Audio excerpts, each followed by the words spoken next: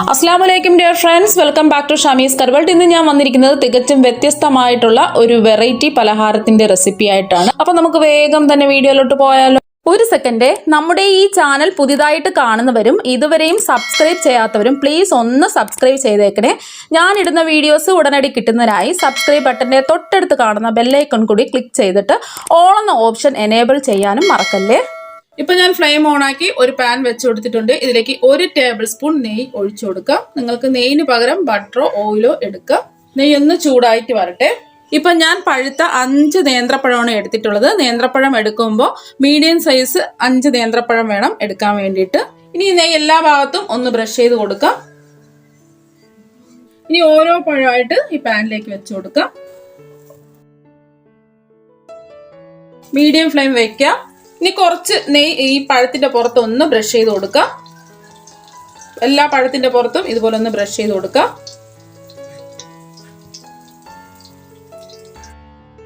എല്ലാ പഴത്തിലും ഇതാ നെയ്യ് ബ്രഷ് ചെയ്ത് കൊടുത്തിട്ടുണ്ട്.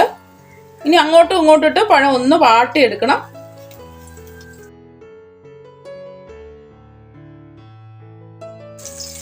രണ്ട് സൈഡും ഒന്ന് വാടി വരണം. ഒരു സൈഡ് ഒന്ന് തിരിച്ചിട്ട് കൊടുക്കാം.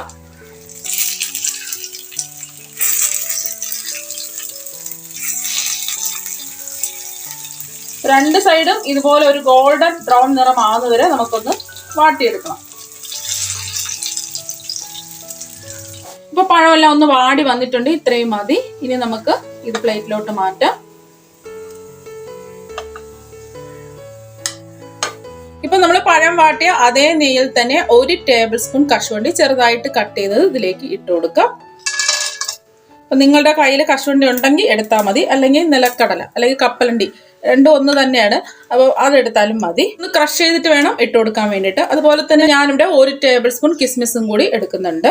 ഇതൊക്കെ നിങ്ങളുടെ കയ്യിലുണ്ടെങ്കിൽ ഇട്ട് കൊടുത്താൽ മതിയേ. ഒന്ന് ഇളക്കി കൊടുക്കാം. ഇപ്പൊ ദാ ഒന്ന് റോസ്റ്റായി കിട്ടിയിട്ടുണ്ട്. കിസ്മിസ് ഒക്കെ ഒന്ന് വീർത്ത് വന്നിട്ടുണ്ട്. ഇത്രയും മതി. ഇനി നമുക്ക് ഈ നെയ്യിൽ നിന്ന് കോരി മാറ്റാം. നെയ്യിന്റെ ആവശ്യമില്ല, കോരി മാറ്റാം. ഇപ്പൊ ഞാൻ മിക്സിയിലെ ഒരു ചെറിയ ജാറിലേക്ക് 5 ടേബിൾ സ്പൂൺ പഞ്ചസാരയാണ് ഇട്ട് കൊടുക്കുന്നത്. ഫ്ലേവറിന് വേണ്ടിയിട്ട് 3 ഏലക്കയുടെ തൊണ്ട് കളഞ്ഞിട്ടുള്ള കുരുവും കൂടി ഇട്ട് കൊടുക്കാം. ഇനി ഇത് പൊടിച്ചെടുത്തിട്ട് വരാം. ഇനി ഒരു മിക്സിംഗ് ബൗളിലേക്ക് 2 മുട്ട ഒഴിച്ചു കൊടുക്കാം. 2 മുട്ട എടുക്കുമ്പോൾ റൂം ടെമ്പറേച്ചറിലുള്ള മുട്ട വേണം എടുക്കാൻ വേണ്ടിയിട്ട്. അതുപോലെ നിങ്ങൾ ഫ്രിഡ്ജിൽ നിന്ന് എടുത്ത് മുട്ടയാണെന്നുണ്ടെങ്കിൽ കുറച്ച് ഒരു 10 മിനിറ്റെങ്കിലും പുറത്ത് വെച്ചതിന് ശേഷം ഇങ്ങനെ ഒഴിച്ചു കൊടുക്കാം. ഇനി മുട്ട ഒന്ന് അടിച്ചെടുക്കാം. ഒരു വിസ്ക് വെച്ചോ ഒരു തടുത്ത വെച്ചോ ഇതുപോലെ ഒന്ന് അടിച്ചെടുക്കാം.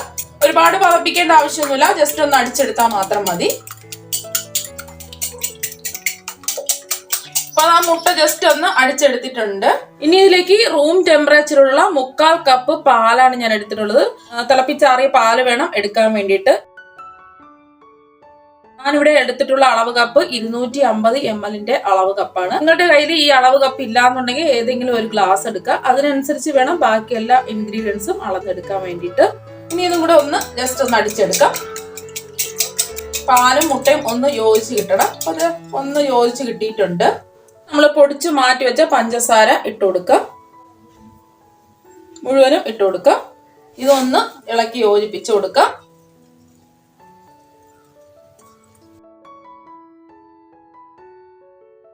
അപ്പൊ ജസ്റ്റ് ഒന്ന് ഇളക്കി യോജിപ്പിച്ചെടുത്തിട്ടുണ്ട്. 1/2 കപ്പ് വറുത്ത പച്ചരിപ്പൊടിയാണ്.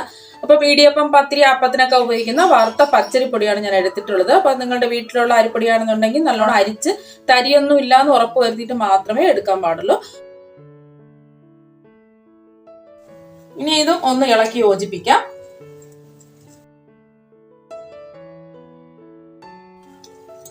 ഇപ്പൊ മാവെല്ലാം ഒന്ന് യോജിപ്പിച്ചെടുത്തിട്ടുണ്ട്. 250 ml കപ്പിന് 1 കപ്പ് ഗോതമ്പ് പൊടിയാണ് ഇട്ട് കൊടുക്കാൻ പോകുന്നത്. നിങ്ങൾക്ക് ഗോതമ്പ് പൊടിക്ക് പകരം മൈദ വേണമെങ്കിലും എടുക്കാം. ഞാനിവിടെ 1 കപ്പ് ഗോതമ്പ് പൊടിയാണ് ഇട്ട് കൊടുക്കുന്നത്. അപ്പൊ കുറേശ്ശെ വേണം ഇട്ട് കൊടുക്കാൻ വേണ്ടിയിട്ട്. ആദ്യം പകുതി ഇട്ട് കൊടുക്കാം. 1 കപ്പ് ഞാൻ ആദ്യം എടുത്തിട്ടുണ്ട്. ഇനി ഒന്ന് ഇളക്കി യോജിപ്പിച്ച് കൊടുക്കാം.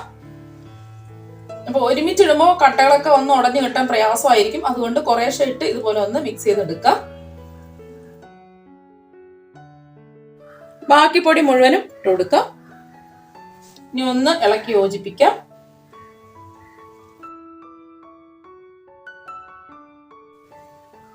ഇപ്പൊ എല്ലാം കട്ടകളൊന്നും ഇല്ലാതെ യോജിപ്പിച്ചെടുത്തിട്ടുണ്ട്.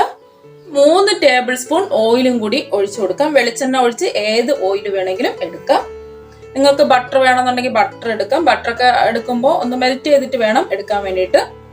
ഇനി ഇതും എല്ലാം കൂടിയിട്ട് ഒന്ന് യോജിപ്പിച്ചെടുക്കാം.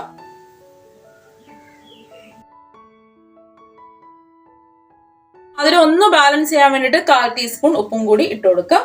ഇതും കൂടി ഒന്ന് യോജിപ്പിച്ചെടുക്കാം. 2 ഡ്രോപ്സ് ഞാൻ പിസ്ത എസൻസ് ചേർത്ത് കൊടുക്കുകയാണ്. ഇത് തികച്ചും ഓപ്ഷനിലാണ്. അപ്പൊ നിങ്ങളുടെ കയ്യിൽ ഉണ്ടെന്നുണ്ടെങ്കിൽ ചേർത്ത് കൊടുക്കുക, ഇല്ലെങ്കിൽ കുഴപ്പമൊന്നുമില്ല. ഇതും കൂടി ഒന്ന് യോജിപ്പിച്ചെടുക്കാം. 2 തുള്ളി ഒഴിച്ചു കൊടുത്താൽ മതി. ഇപ്പൊ മാവെല്ലാം ഒന്ന് മിക്സ് ചെയ്ത് എടുത്തിട്ടുണ്ട്. അതാണ്ടല്ലോ, അത് ഇത്രയും കട്ടിക്ക് വേണം മാവ് കിട്ടാൻ വേണ്ടിയിട്ട്. ഒരുപാട് അങ്ങ് ലൂസായി പോവരുത്. ദോശ മാവിനേക്കാളും കുറച്ചും കൂടെ കട്ടിക്ക് വേണം മാവ് നമുക്ക് കിട്ടാൻ വേണ്ടിയിട്ട്. നിങ്ങൾക്ക് ഇത്രയും കട്ടി ഇല്ല എന്നുണ്ടെങ്കിൽ കുറച്ച് ഗോതമ്പ് പൊടിയും കൂടെ ചേർത്ത് കൊടുത്താൽ മതി. ഒരുപാട് അങ്ങ് ലൂസായി പോവരുത്, എന്നാൽ പിന്നെ കറക്റ്റ് ആയിട്ട് നമ്മുടെ പലഹാരം കിട്ടില്ല. ഇനി ഇതുപോലത്തെ ഒരു ബോട്ടിൽ എടുക്കാം. ഇതുപോലെ ഒരു ഫണൽ വെച്ചിട്ട് ഇതുപോലെ നമുക്ക് ബാറ്റർ ഒഴിച്ചു കൊടുക്കാം. അപ്പൊ ഈസി ആയിട്ട് നമുക്ക് വീഴും.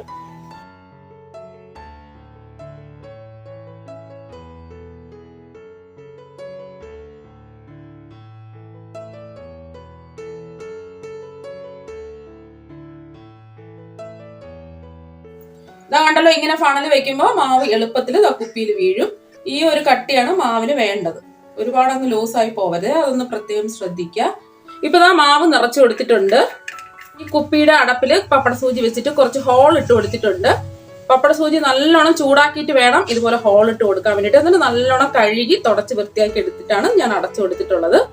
ഈ ഒരു സമയം കൊണ്ട് എളുപ്പത്തിലുള്ള ഒരു ഫില്ലിംഗ് നമുക്ക് തയ്യാറാക്കി എടുക്കാം. പാത്രം എടുക്കുക. ഇതിലേക്ക് 3 ടേബിൾ സ്പൂൺ കോൺഫ്ലോർ ഇട്ട് കൊടുക്കാം. ഫ്ലെയിം ഒന്നും ഞാൻ ഓണാക്കിയിട്ടില്ല, ഓണാക്കാതെ വേണം ഇത് ഇട്ട് കൊടുക്കാൻ വേണ്ടിയിട്ട്. ഇനി ഇതിലേക്ക് ആവശ്യമുള്ള പാല് ചേർത്ത് കൊടുക്കാം. വെള്ളം ചേർത്ത് കൊടുക്കരുത്, പാല് തന്നെ ചേർത്ത് കൊടുക്കുക. അതും കട്ടിയുള്ള പാല് വേണം എടുക്കാൻ വേണ്ടിയിട്ട്. റൂം ടെമ്പറേച്ചറിലുള്ള പാലാണ് ഞാൻ എടുത്തിട്ടുള്ളത്.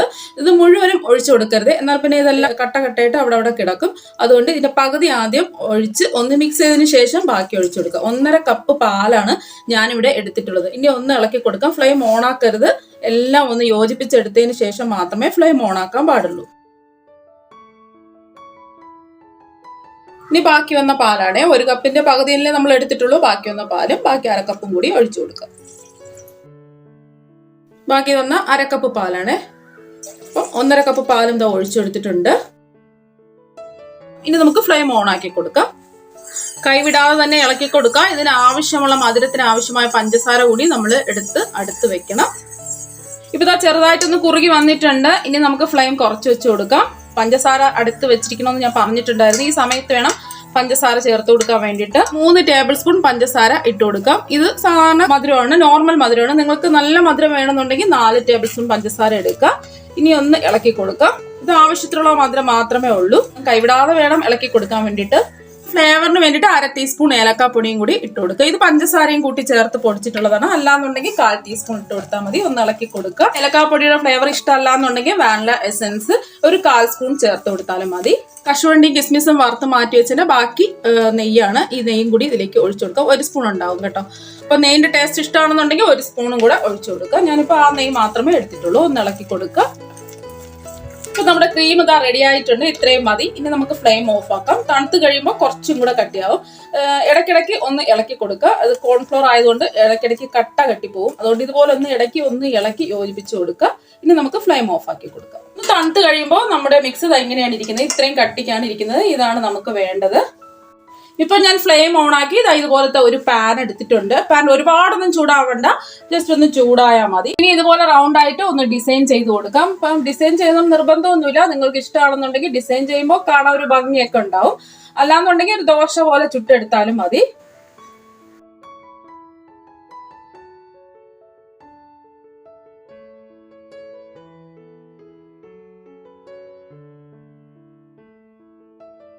ഇതുപോലെ റൗണ്ട് ചെയ്ത് കൊടുക്കാം. നമുക്ക് ഇഷ്ടമുള്ള ഡിസൈൻ ഇതുപോലെ ഇങ്ങനെ ആക്കി കൊടുത്താൽ മതി. ഫ്ലെയിം നല്ലോണം കുറച്ച് വെച്ച് കൊടുക്കാം. ഇപ്പൊ ലോ ഫ്ലെയിമിൽ ഒരു 30 സെക്കൻഡ് ആയപ്പോൾ ഇതിന്റെ പുറമൊക്കെ ഒന്ന് ഡ്രൈ ആയിട്ടുണ്ട്. നമ്മുടെ മിക്സ് കുറച്ച് വെച്ച് കൊടുക്കാം. നമ്മൾ നേരത്തെ വറുത്ത് മാറ്റി വെച്ച കിസ്മിസും കശുവണ്ടിയാണ്, അതും കൂടെ കുറച്ചിട്ട് കൊടുക്കാം. ഇപ്പൊ ഞാൻ പഴം രണ്ടായിട്ട് സ്ലൈസ് ചെയ്താണ് എടുത്തിട്ടുള്ളത്. നിങ്ങൾക്ക് മുഴുവനെ വേണമെന്നുണ്ടെങ്കിൽ അങ്ങനെ വെക്കുക, രണ്ടായിട്ട് സ്ലൈസ് ചെയ്യണമെന്നുണ്ടെങ്കിൽ അങ്ങനെ എടുത്താലും മതി. ഇനി ഇതിൽ നിന്നും ഒരെണ്ണം ഇതിന്റെ പുറത്ത് വെച്ച് കൊടുക്കാം. ഫ്ലെയിം കുറച്ചിട്ടിട്ട് തന്നെ ഇതൊന്ന് ഫോൾഡ് ചെയ്തെടുക്കുക. അല്ലെങ്കിൽ നല്ല ചൂടൊക്കെ ആണെന്നുണ്ടെങ്കിൽ ഫ്ലെയിം ഓഫ് ആക്കിയിട്ട് ഇതൊന്ന് ഫോൾഡ് ചെയ്ത് ഇതുപോലെ എടുത്താൽ മതി. ഒന്ന് പ്രസ് ചെയ്ത് കൊടുക്കുക. ഇനി ഈ രണ്ട് സൈഡ് നമുക്കൊന്ന് മടക്കി കൊടുക്കാം. ഇതുപോലെ ഒന്ന് പ്രസ് ചെയ്യുക. ഈ സൈഡും അതുപോലെ ഒന്ന് പ്രസ് ചെയ്ത് കൊടുക്കാം. ഇനി ഇതുപോലെ ഒന്ന് മടക്കി കൊടുക്കാം. റോൾ ചെയ്ത് എടുത്തിട്ടുണ്ട്. ഇതുപോലെ നമുക്ക് ബാക്കിയെല്ലാം ചെയ്തെടുക്കാം. ഭക്ഷണമൊക്കെ കഴിക്കാൻ മടിക്കുന്ന കുട്ടികൾക്ക് ഇതുപോലെ ഒന്ന് ഡിസൈൻ ചെയ്ത് പഴമൊക്കെ വെച്ച് നല്ല ഹെൽത്തി ആയിട്ട് ഉണ്ടാക്കി കൊടുത്താൽ അവർ ഇഷ്ടത്തോടെ കഴിക്കുകയും ചെയ്യും.